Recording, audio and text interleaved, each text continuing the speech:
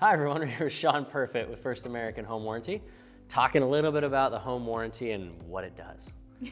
I feel like a lot of people out there, when we have it written down, don't really understand what it does. Some people think it does way too much.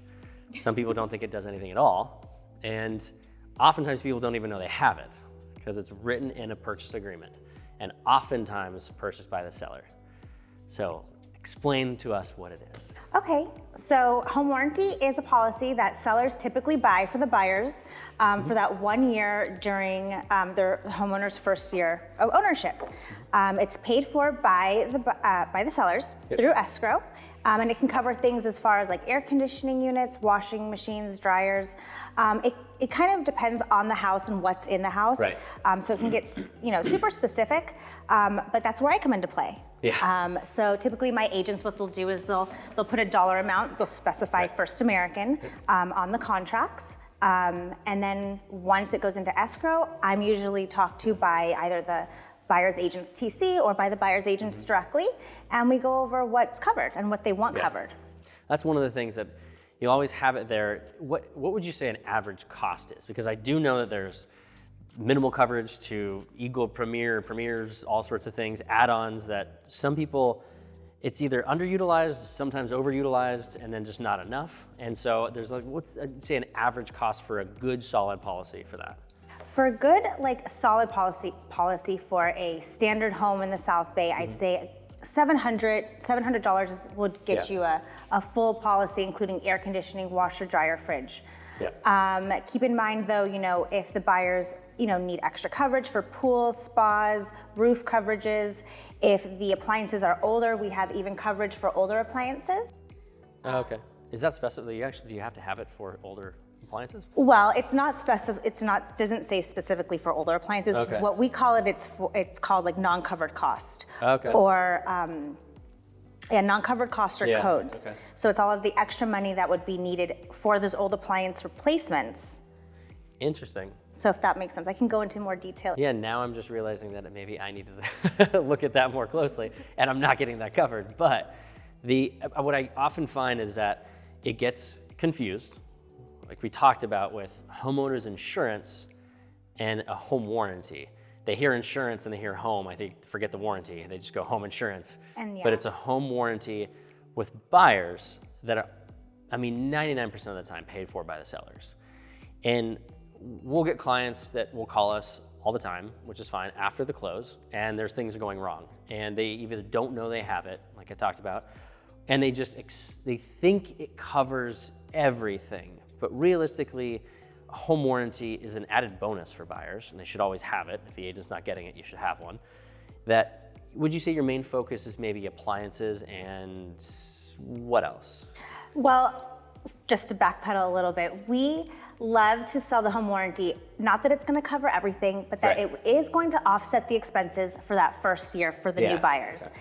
As the new buyers are going into the home for that first year, then they start to realize things are maybe not as sturdy, or maybe they're breaking, or they're older. So it's really just there to offset that expense for them for that first year. So that's to set the best expectations. The best expectations, Which is the most important thing when you're talking about home warranty, because some people 100%. Think it covers everything, and some people don't use it at all, like you'd mentioned. Right. I would say from the Premier policy, what are certain add-ons you see that are most common on top of the general policy that are probably the most utilized, I would say? That would be the First Class Plus. And that's going to give you that $1,000 worth of extra money that you can add on to any bundle. And it's going to cover things that are needed to replace a unit. So back to like if the home has an old air conditioning unit or an old heating unit, an old water heater, in order to replace those, you're going to need to have it brought up to code. So those codes and modifications can be expensive and always fall back onto the homeowner. So we have that extra coverage. The First Class Plus would give the homeowners $1,000 towards those non-covered costs. Right. Okay. And I would say that outside of that, again, I know that there's additional extra pieces like sump pumps and septic tanks, pools, all that sort of stuff that we'll be adding on. I do know that there's an element that I feel like is not utilized, or at least from my side, not discussed enough or talked about enough. You do provide a seller policy, correct? Yes. Which explain a little more about that? Because I feel like a lot of people never really pitch that as far as listing agents. No, it's actually our most underutilized policy is our seller's policy. It is a policy that the agents can put on the home as soon as they get the listing. So if they get the listing contract signed, they can call me as soon as they leave the house and say, Sean, we got to put seller's coverage on this home. As many agents know, that's when things go sour during that listing period. And especially once you're in escrow, that's when things go bad.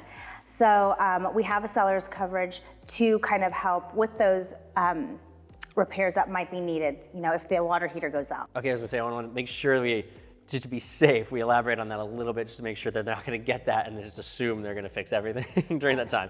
It's just similar things as a buyer. As a buyer's policy. Yeah, similar things to the buyer's policy. And it has to be normal wear and tear, of course.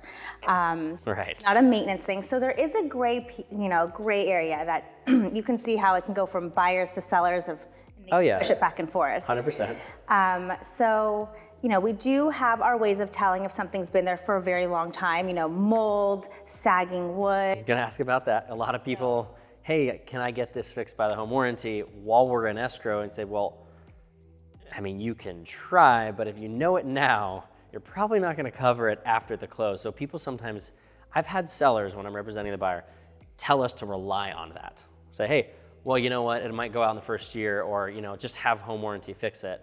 A terrible way of practicing real estate, but they will rely on that. What is a process you'd say that you run into? Is there a type of investigation process you guys do, or review of anything? Do you guys ask for the home inspection? If the home owner has a claim that happens right at the close of escrow, which does happen, sometimes it really does happen, and there are claims, that's unfortunate, but it does happen. But we do not normally ask for a home inspection, only if we need to, and if it's within very close time to the close of escrow. A little fishy, I get it. Yeah. And I mean, you're selling the policies, but you also get calls from all of us and agents and things like that when things go wrong. Of course. What are probably some of the most common things, just so buyers and sellers can actually be aware of it and just understand that these are very common things that happen from whatever you've experienced? I think that just misunderstandings or unrealistic expectations, I think, is the most common thing I run into. But once it's discussed and we talk about it with the buyers or with the sellers, it's pretty understandable. The contract is written very black and white. What's the biggest repair you've had requested? One of the biggest. One of the biggest. Or just just one that was in that seemed outrageous, but maybe got covered or maybe didn't. A mainline sewer burst under the house the day after close of escrow. And so we had, not only did we cover that, but we also covered some of the help to get it fixed faster because it was such an emergency. And it was like it's gotta be over 10 grand or something. Yeah, it was a big deal. Okay. So there you go. So there's a reason, Not all the time, but if it's something immediate and urgent that is covered. Okay, so that's an example. I mean, would you say the appliances are probably the most commonly called issues? Of course. Refrigerators, washing machines. Right. Especially if it's like tenant occupied or it's been abused a little bit. Right. Sometimes those things happen. I guess it brings back to a point that a lot of times people don't really understand, even if appliances are new or old, I guess is the word warranty in there because so many things are transferred from the seller, written in the contract, whether it's templated, that things are transferred to buyers without warranty, such as appliances and things, that home warranty it feels oftentimes it is just with more or less appliances. Stove, refrigerator, washer dryers, water heaters, ACs, and things like that. Yeah, that's what home warranty does. We cover more appliances and systems where home insurance covers more of the structure of the home, secondary damages, But do you cover any type of mold or anything like that? We do not. Okay, right. So that's the other things that we talk about. Some people think, okay, I'll just call the home warranty. I don't think they've called you. They've called the number or the hotline or whichever it is. And I've had people request very, very random things and assuming the home warranty covers it, but it is not covered. And then they go back to the homeowner's insurance and that's covered. So, I mean, expectations, but overall, I mean, it feels oftentimes when my clients, and it's not a scientific piece, but when people go into homes and they start using things differently, they use stoves and washer and dryers and fridges differently, and ACs and heat that's higher or lower temperatures. Like, these appliances get used to certain usage, and people go in there and they just break. And it just happens, and so many times I have clients say, the sellers did something is wrong. And it's so hard to express how often we run into those things. I mean, how many calls are you getting a day? How often are you dealing with things like this? I am pretty much off as far as I don't get that many phone calls from buyers, more agents. Oh, and then asking you to step in. asking me to step in. And right. I'm always happy to step in. I'm always in it for the clients. You know, it's a I mean, good fight. one of the recent ones, we had a gas line that was running to the garage, and it was there. They turned off the gas for tenting, and which depressurized the line. They repressurize it, and there's a leak somewhere. And then people always think that the seller doesn't disclose something. It happens all of the time. And it does happen, and it's horribly unfortunate, and it felt terrible. And they did come out and they covered a good amount of the cost. But also, if you didn't have that, you really don't have anything. And then depending on your homeowner's insurance, the deductible is going to be, a couple thousand. It doesn't make any sense, right? So there are things that it definitely covers, and these accidents and things happen all the time. Well, yeah. I mean, is there anything else about home warranty that we should know? Well, no. I think we've covered a lot of it. Just make sure to write it in, give it to your clients. Yes. Get the seller to cover it.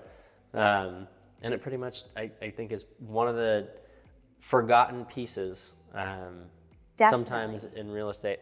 And I feel oftentimes bad because I've heard of people that I may not have worked with explain to me an issue, and they never knew they had one, even though they had it. It's definitely part of the agent's responsibility to let the buyers know and remind them. Even take the invoice and the pamphlet and tape it to the refrigerator, and just remind them, say, hey, you have this. Because they also have the rekey, they have the pest control, which I often find is forgotten. Oh, wait, can you explain those two? Of course. Yeah. So the buyers can have the house rekeyed when they close escrow. Of course, they're gonna want the keys, and the locks changed. Amazing. So they can have the house rekeyed.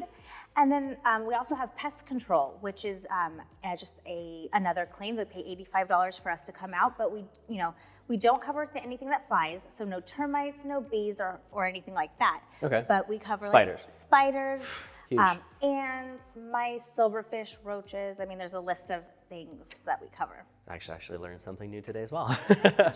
And there's only one last thing, is that it's interesting that you do outside of home warranty isn't always just transactional based. Buyers can continue it, correct? Absolutely. And what does that look like as far as, is it just end at 2 years? Can you continue it? No, First American does a great job. They'll actually start calling the homeowners about 3 months before our policy expires, just to offer them, the option to renew at a lower rate than if they were just to go in cold. So no, we offer that to them, and homeowners all over can get home warranty. And you can do a 2-year policy in escrow as well. Yep. And what would that, you think, roughly run? I know it's very property specific, about but 9, I'd say, regarding the home that we, talked about, with washer, dryer, refrigerator, air conditioning, I'd say about $1,000 for 2 years, 9 something. Okay, so it's really not that bad. It obviously goes up with ADUs and pools and everything else, all the additions. Sure. Just add 15, 2,000 or something, but it's still worth it if you're going to be able to add it to a contract. And if the sellers are going to pay for it, why not? That's true. Cool. Well, thank you very much for coming. Thank you for having me. Appreciate your time.